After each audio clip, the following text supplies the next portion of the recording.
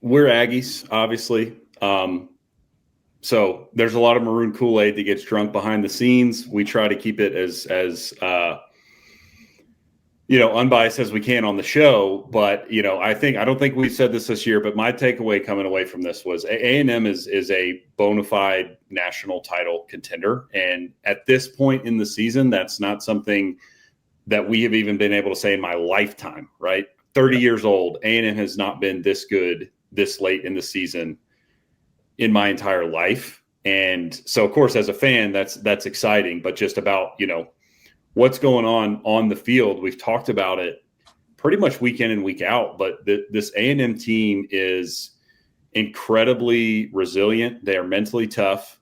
You brought it up. LSU was winning this game at halftime. Mm-hmm.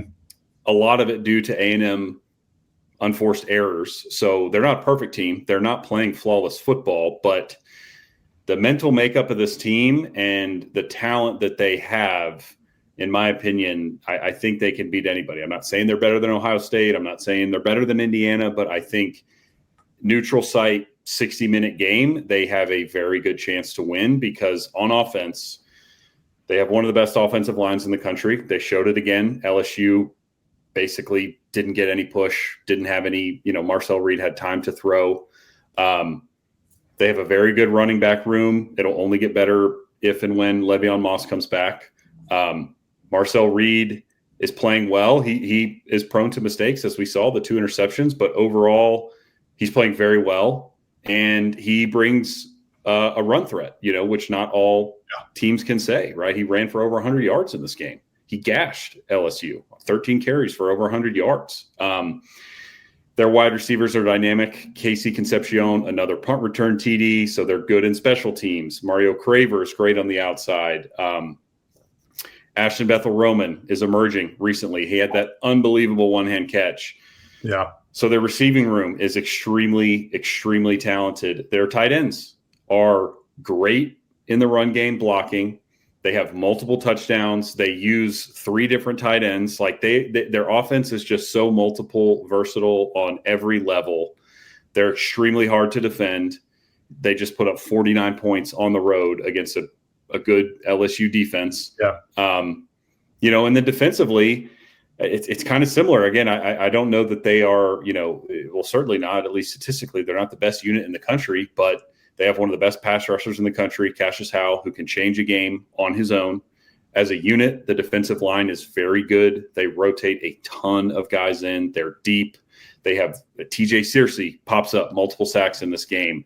DJ Hicks is coming on. He's been great in the run and at getting after the passer. He had a sack in this game. Albert Regis is a 5th or 6th year senior in the middle. Like, they have a lot of dudes at linebacker. Torian York playing like an All-American.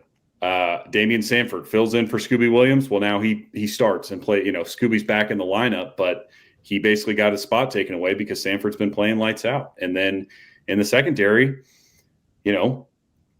again, they're not perfect, but they're very good. And there's really, I guess, Notre Dame and somewhat Arkansas took advantage of that. But I think Arkansas was a lot more, green with his legs. But